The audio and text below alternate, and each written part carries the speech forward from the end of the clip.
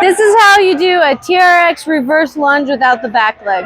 So what you're going to do is you're going to have a TRX. You want to take your foot, you're working. If you have barefoot shoes like this is going to be a great shoe to use. If you don't, I recommend doing it without your shoes.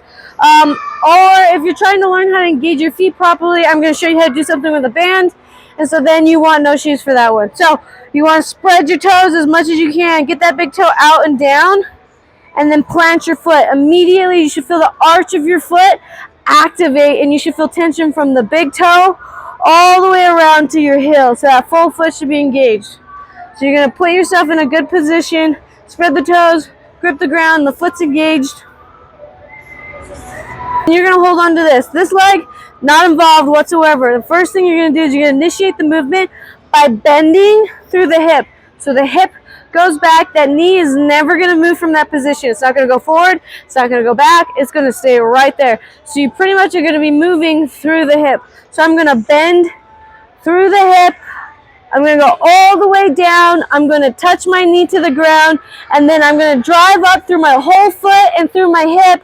So I want to use this, this, and this to bring me up. And as I come up, I'm extending my hips forward as I'm pulling my shin back. So it happens all at the same time. I push down, I exhale to engage my core. I drive up through my full leg, and I come all the way up to the top.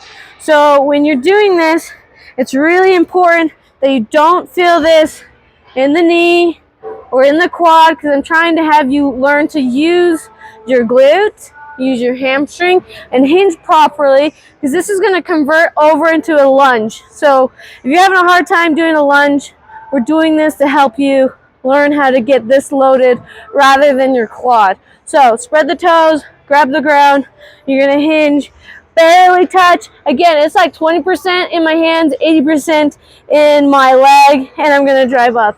If you have a hard time engaging your feet and you keep lifting your toes up, then you would grab a band like this. I have it hooked up on an angle. I'm going to pull this back. So it's like at my pinky toe, comes down and around. So down and around, and comes out the other end here where my big toe is. So this is in the curvature of my foot.